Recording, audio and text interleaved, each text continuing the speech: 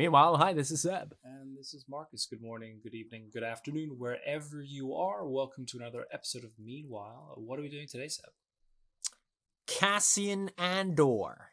We're doing the series. Yes, see. sir. Cassian Andor, ladies and gentlemen, the new Disney Plus series. I'm pretty excited. Without further ado, let's just jump into it. Let's go. The problem with the show will be any kind of tension that he's in real danger. See, that's what I mean. Prequels, you know, will never have tension. Yep.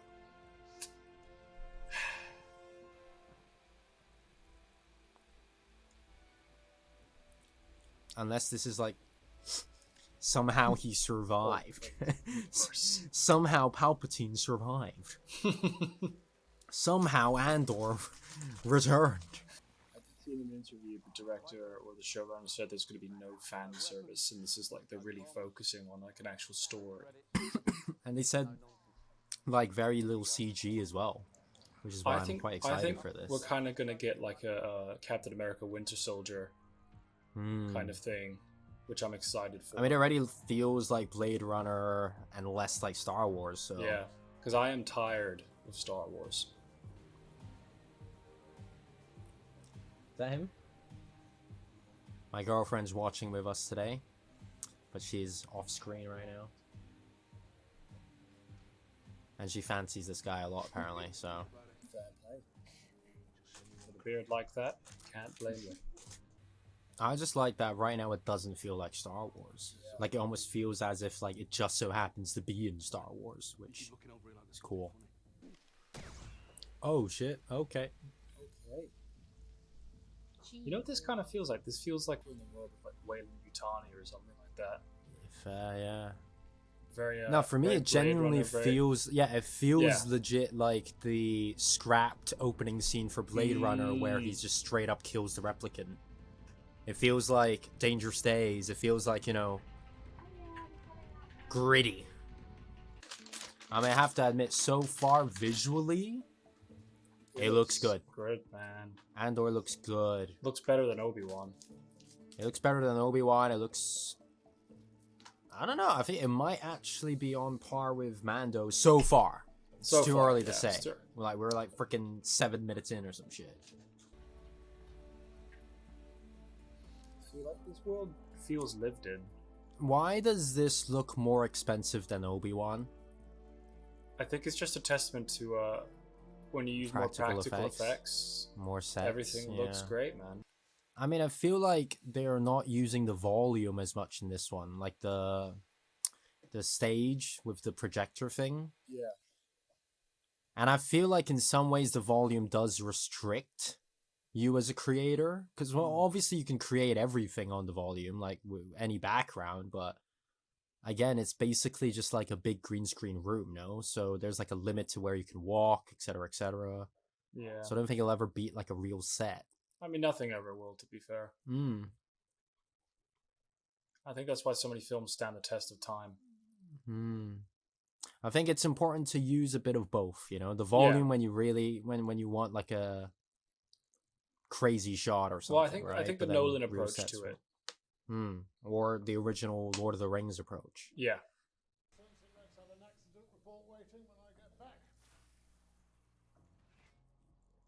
This is the most non-Star Wars show ever, and I'm fucking loving it. I'm in, dude.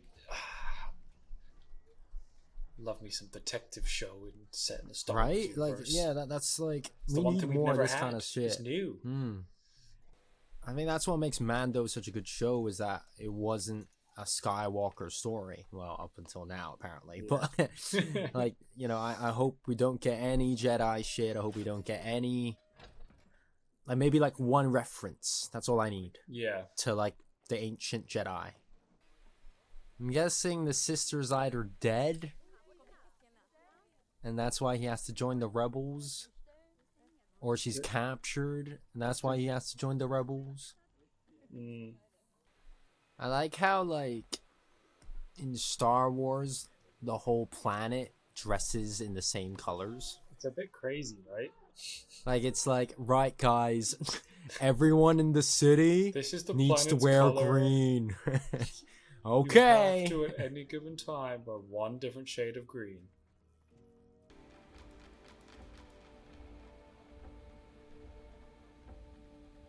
Okay. Okay. Right. So, thoughts on the pilot episode? Pretty good. I Pretty think good, it's man. obviously set up. Yeah, we don't really know too much of like the grand story just yet, but like we mentioned many times throughout the episode, it doesn't feel like Star Wars. It feels like it just so happens to be in Star Wars, which we really like. It feels like it's its own thing. There's no ties or links to anything else as of right now.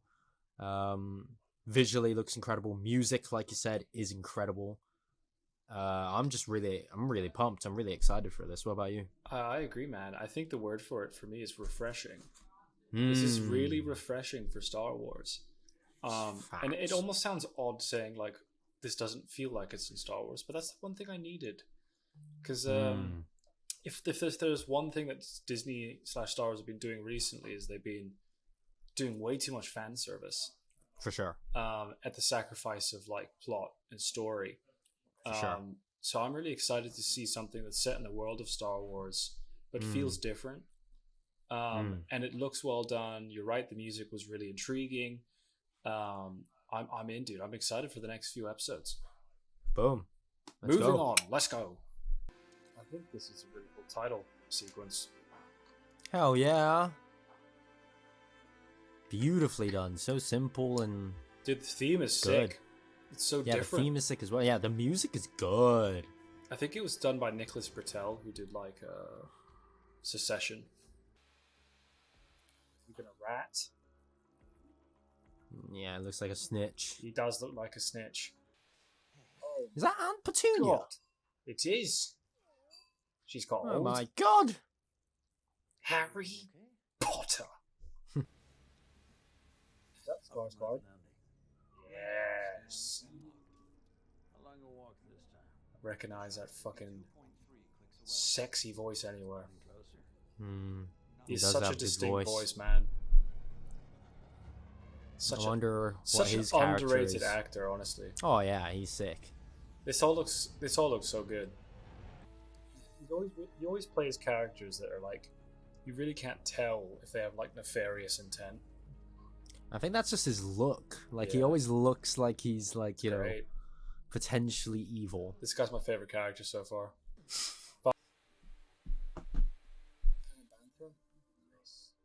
Like a banta.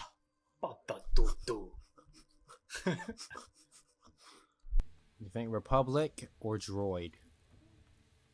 Oh, that looks like a clone, no? Oh, if that was a clone. No, Oh. never mind. I think it's just a random schmuck. I can't imagine they're droids. Yeah, never mind. It's just random schmucks. Oh. I remember, You know that, the like... Clone Wars comics where like the droids actually used chemical warfare on the Gungans, Oh, shit. and it was absolutely insane. I thought you were going to say... Because I was going to say... You know that, like, horror story where, like, the clones become zombies and shit? Or the Empire becomes zombies? Mm-hmm. That could be a cool concept for a It Star could. Wars show, no? Like a horror set in Star Wars universe. All I have to say is legends will always reign true, and the stories will always be better. Yeah, these guys are nuts. Look at him. He may not appear to be a formidable opponent, but two of our men are dead, having made that Someone wants to be in the Empire. This team will include Deputy Inspector Khan and Just myself. Empire wannabes. My goodness, this is a Star Wars soundtrack. This is sick. It's so different. Dude, legit, this show It's is so sick. different. You know what it almost feels like? It almost feels like a Jason Bourne in a Star Wars world.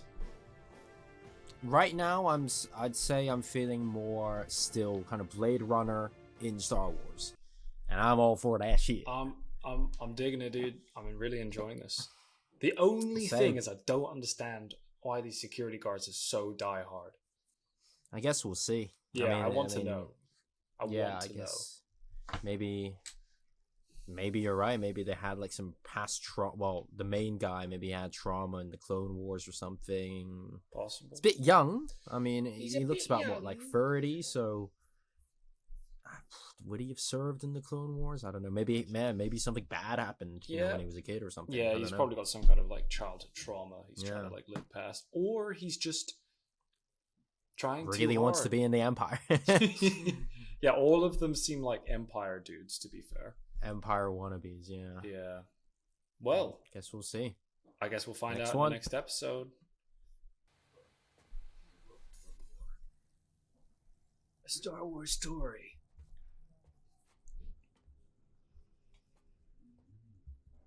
You just reminded me of the Harrison Ford narration in the Blade Runner, like the theatrical release, where it just sounds like he hates life. It was another cold, I rainy am night. basically Deckard, so Yeah, you really are. Dude. Yo, that looks like some disease shit, well, didn't bro. they say that there was like that because of an imperial mining disaster, the planet was uninhabitable. Yeah. So I think maybe, Oh, maybe- the air so is maybe toxic, the- but these And the kids, kids are like immune. yes. Okay. Great set design. Doesn't Looks feel like good. Star Wars, man. It's great. You made it. Sick. This is sick.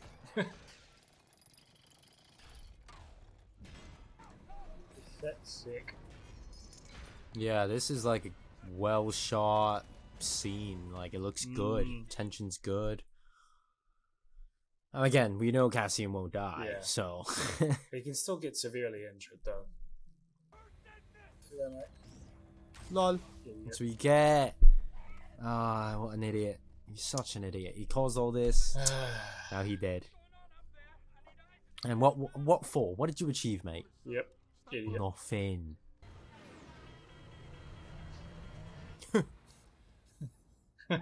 This lot are not doing very well. Oh, it's yeah, so that's full of In charges. there, yeah. Compare this to the Power Rangers in Book of Boba. Like the teenagers Yeah, like on yeah. their freaking little things. Oh god, Like this looks so much better. dude, I'm loving this so far.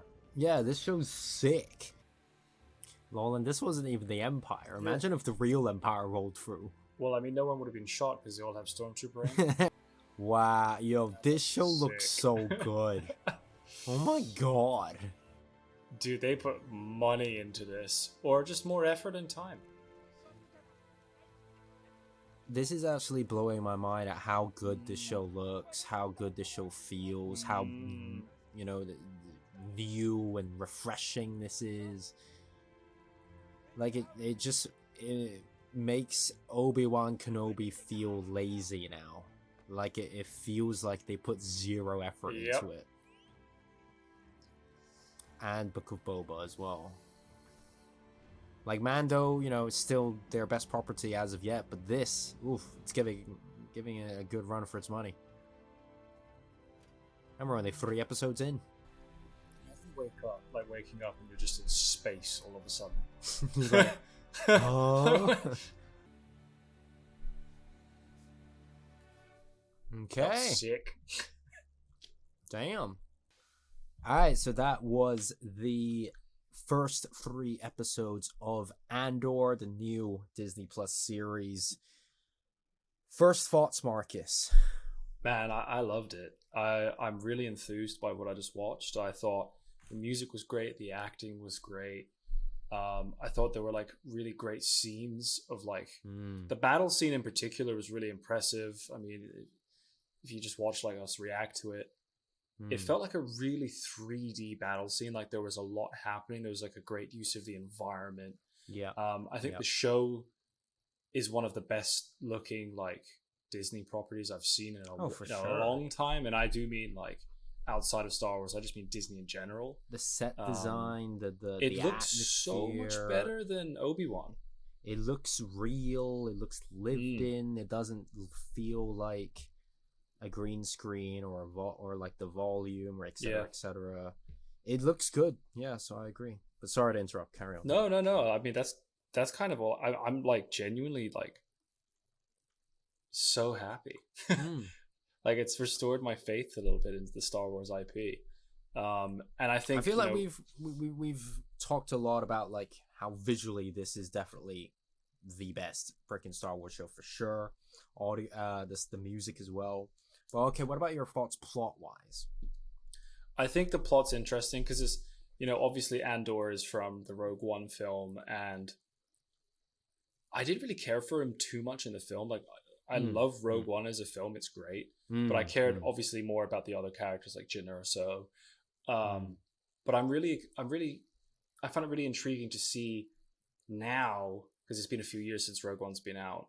I'm intrigued to see how his character develops into the character we see at Rogue One because he's quite cutthroat by the time he's in Rogue One. And I think at the moment there's like this fire inside of him that he doesn't know where to channel, and obviously I think he's naturally a bit of a scallywag. And I'm interested to see more of how his relationship between Stellan Skarsgård's character develops as well, because I think they will have a mentor student relationship, and he'll teach him the ways of being a spy. Yeah, a rebel spy. So yeah, I think this show presents like a really interesting opportunity for us to see like the early incarnation of the Rebel Alliance. I'm excited to see Mon Mothma, obviously played by Genevieve O'Reilly, who I think she was in the deleted scene of Revenge of the Sith. So she was in Rogue One as well. Yeah, exactly. Dude, she looks exactly like Mon Mothma. It's insane. She looks so much like her mom. It's insane. Yeah, so I'm excited, dude. Like, what are your thoughts? Same. Yeah, I'll be completely honest. I share that same sentiment where I don't think I wanted or asked for an Andor series. I feel like I didn't particularly dig Cassian's character that much in Rogue One because there were so many other things I was more intrigued in. But because of how, incredible the show looks so far, how different it feels and how new it feels, it is making me excited for this show. And I feel like perhaps this was done, they almost put in extra effort because they knew maybe perhaps people weren't that intrigued by Cassian. But I'm not complaining at all. I'm really glad that this show looks so good and it's expensive, and if anything I hope it gets that same, it creates that same feeling I got when I watched Rogue One, which is genuinely just hella impressed. Yeah, because as of today, still I think Rogue One is the best Disney era Star Wars story they've told. I agree. And so why do you think that is? Do you think it's because it's set in the Star Wars universe, but it tells a different story?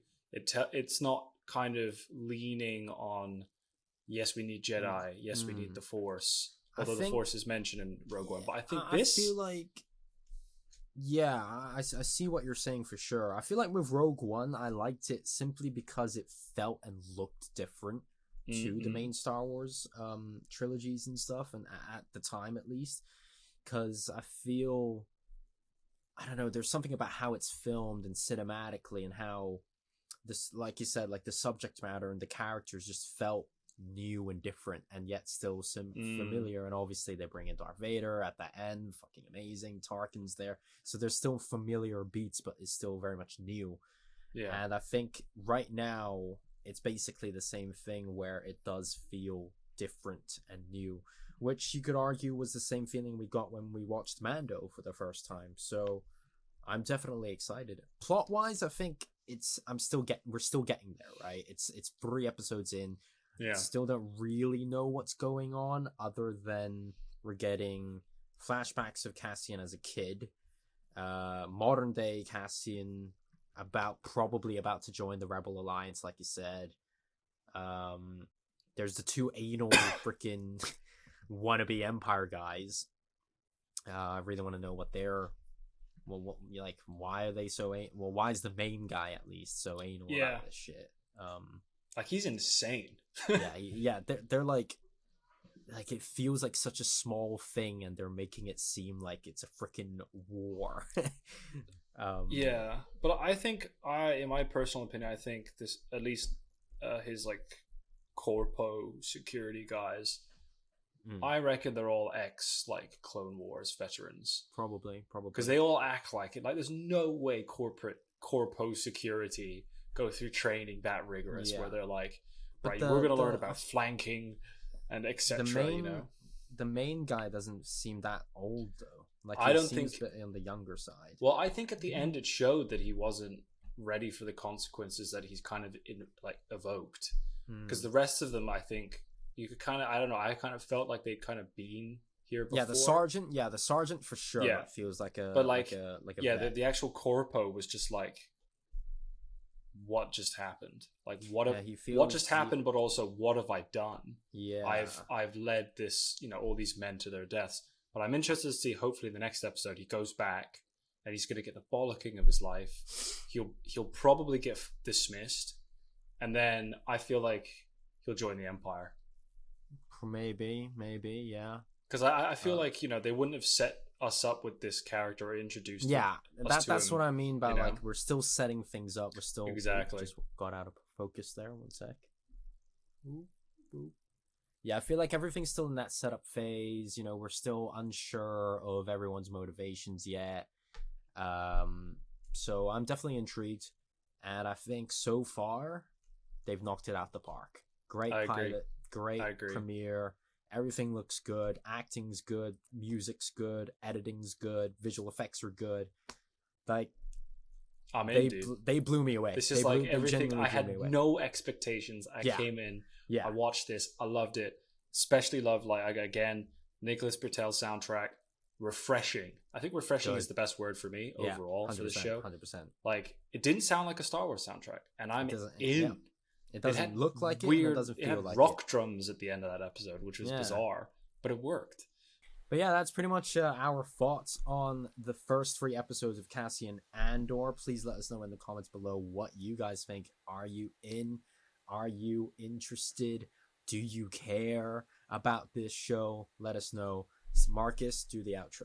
So thank you so much for watching. Don't forget to hit the like button, comment button, notifications on. Obviously, you don't want to miss any content from us. Follow us on TikTok, Instagram, all of that good stuff. And we will see you next time. I've been Marcus. And I've been Seb. Peace.